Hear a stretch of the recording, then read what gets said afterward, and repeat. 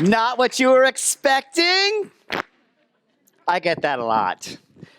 So I'm Dr. Brent Satterly, and I am a professor of social work at Widener University Center for Social Work Education. And I'm here to talk to you today a little bit about how drag shows up in the classroom and can unlock student learning and liberation. I'm a drag queen, obviously, but I'm also a teacher. Many years ago, my therapist told me that teaching was a really good profession for me to go into because it was one of the ways in which I could get some of my, shall we say, self-important needs met in an appropriate manner. When I was a kid, it was the teachers that used art and drama and music and theater and costumes that drew me into the learning process. That continued as I went to college and then graduate school. I remember professors, one by the name of Dr. Rita Rose. She was one of my philosophy professors, and she would come dressed in outrageous garb of philosophers from an era gone by, and she would sing over the top, outrageous, dense philosophical concepts that I still remember to this day. Dr. Connie McCaffrey, one of my education professors, would come in dressed up in costume, and she would role play specific teaching strategies, some that were really effective and some that were completely outrageous and over the top. And it stayed with me. Drag also does that in the classroom. And it does that in 5 different ways. Drag attracts, drag unbalances, drag disarms, drag connects, and drag activates. But before I talk about those things, we have to start with taking a look at what drag is. Well, that's something of a complicated question, but simply put, drag is the over-exaggeration of gender expression, often in queer communities and cultures, usually for entertainment purposes, including things like costumes and makeup and wigs and over-the-top, outrageous acts and things of that nature. It also can be for competitions or even sometimes politicking and sometimes teaching. And drag shows up in that way in classrooms in the context of this kind of work. Historically, queer history is messy. It's actually quite hard to track. A lot of queer history has not been captured in textbooks or written down, partially because of discrimination and prejudice and attempts at erasure, literally wiping us off the map, so to speak, but also because different cultures don't always capture history in the written word and will pass on traditions through an oral tradition from generation to generation. And this is the case with queer culture. In this context, we can sometimes look back at when drag showed up on the scene. And because of that, it's difficult to pinpoint it exactly. We have seen it in times of Shakespeare. We have seen it on the vaudeville circuit, and in 19th and 20th century Black and brown queer ballroom culture. And of course, we've seen it on a more contemporary basis in modern worlds where drag queens, drag kings, and drag performers of all gender identities show up in gay bars or queer events or queer establishments in ways that are absolutely over the top and outrageous. We've also seen things like pride events, drag brunch, drag queen story hour, those kinds of things. And of course, in contemporary pop culture, called, hello, RuPaul, right? Am I right? So, drag artist Sasha Velour says, if we want to be legendary, we have to weave ourselves into the greater narrative in ways that we can connect with folks who understand a little bit more about drag culture. But drag is something each of us does every single day, at least in part. We reflect those in the form of a persona. A persona is a mask or a role that we adopt for the purposes of helping us to navigate daily lived experience. The experience of what it is like to go to a certain place, to meet certain people, to have a daily lived process or experience. I'll give you some examples. Let's say you're going to have a sit-down meeting with your boss. You have work drag. You might wear something a little more formal. You might have something that is a bit, professional, depending on what it is you do. Other examples might include going out with friends. You might have something that's more informal, something maybe even a little bit more risque, depending on what you're going to do that evening, or something along the lines of going to hang out with family for a holiday gathering. You definitely have family drag. Totally. So much so that you might actually revert back to roles that you used to play when you were young. I would say also we have teacher drag. When I walk into a classroom, regardless if I'm wearing makeup or a wig, I'm in teacher drag, at least in part. And I want to talk a little bit about how blowing that up a little bit shows up in the classroom. And first, we'll start with drag attracts attention. I mean, hello, how could you miss this, right? The idea here is that as soon as I walked out, there was a sense of, oh my goodness, what is this? People leaned forward a little bit, right? That kind of level in the space. There's energy about it. Drag attracts attention. And it's one of the ways that is an important part of teaching. And any good teacher will tell you that one of the biggest challenges in teaching is getting students engaged in the learning process. Drag does that. Drag does that a lot. Drag evokes curiosity, and drag engages intellectual thirst. People want to know what it's about, what's coming next, those kinds of things. And that is a big part of this work. Number 2, drag unbalances thinking. Drag is unconventional. It's transgressive. It rejects the gender binary and all of the power dynamics that are associated with it.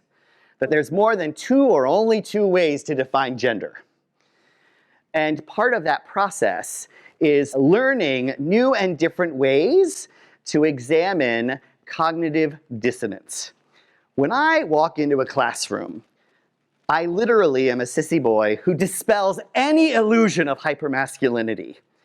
And when I end up teaching in drag, I also literally embody my experience of queerness, engaging in a bright rainbow of possibilities of in-betweens and outside ofs that are beyond the gender binary. In the context of teaching, cognitive dissonance is one of those things that this experience brings up for students. And cognitive dissonance is basically where ideas seemingly clash in some ways that don't always seem to go together and end up needing to be processed, discussed, explored, analyzed in order for people to understand and digest them a little bit. Great example might be 2 notes on a piano that don't necessarily go very well together, but you really have to listen to hear the beauty of the music. Or concepts in a fairy tale that seem oddly paired. Something like, there was an old woman who lived in a shoe. Or Beauty and the Beast, right? The idea is that is a way of connecting cognitive dissonance to teaching in the classroom, because Dr. Brent, as a professor, is typically thought of as understanding, gentle, friendly. His drag persona is a bit more boisterous and outrageous. Drag unbalances thinking. Number 3, Drag disarms defenses. Oh, and the experience of disarming often happens in ways that make students a bit unsettled because of the process of unbalancing. And a good teacher attends to that level of unsettling. Can be done through processing, discussion, individual check-ins with folks. I often do it through campy humor, in addition to some other variables. Camp is defined as often the juxtaposition of queer stigma and queer pride shoved together. And often it's really funny. And usually it's about poking humor at other folks. Now, in my classrooms, I usually just do it directed at myself. So, for example, I might say something like, well, y'all are gonna be surprised about this, but I'm gay. Dr. Brent, what? Clutch the pearls, I'm shocked. And I say, oh my gosh, I know, I tried so hard to be straight, but I just couldn't get the fashion. Right? Something like that. Ha ha ha. That self-deprecating humor gives students much needed permission. Permission to have conversations about things that often they felt were taboo or things that they couldn't talk about together. There's a co-creation of a learning environment in those moments where students can talk about real issues in real time and space.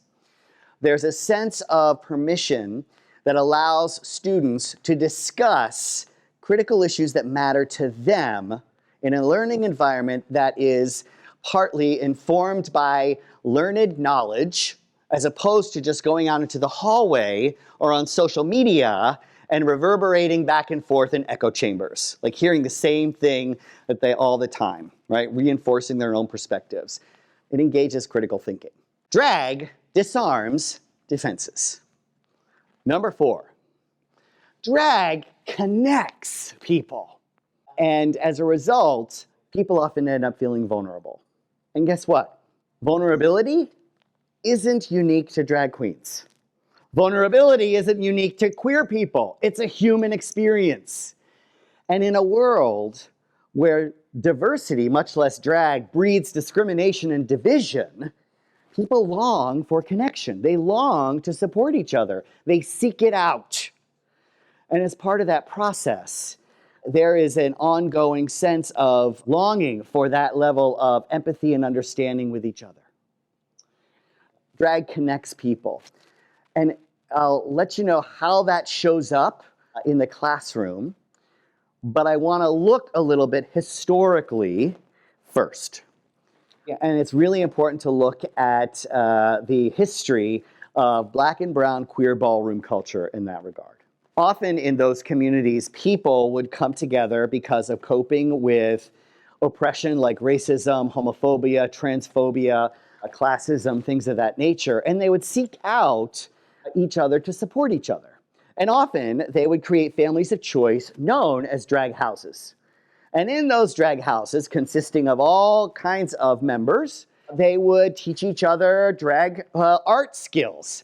They would help support each other by opening doors to work at different venues. They would often end up also being mentored by what is called a drag mother or father. And often a drag mother would be an experienced professional who would work as a performer and would pass along their knowledge, their wisdom, and sometimes support, younger generations of drag queens, drag kings, and folks of all gender identities. And it was an important part of that process. So how does this kind of longing for connection show up in the classroom? Well, the best way for me to demonstrate that is to tell you a story. So I teach a class here at Widener called Social Work Practice with Families. And in one of the sessions, it's specifically working with LGBTQIA plus families.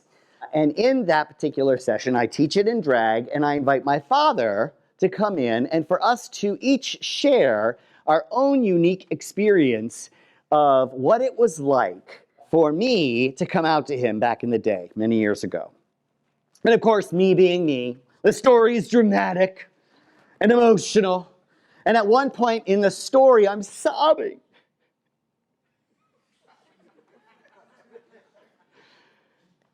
And my father reaches over and he takes my head and he gently pulls it to his chest. And he strokes my hair. And as his hot tears fall from his eyes and hit the back of my neck, he whispers to me, "Brent, I'm so sorry you had to go through this all by yourself."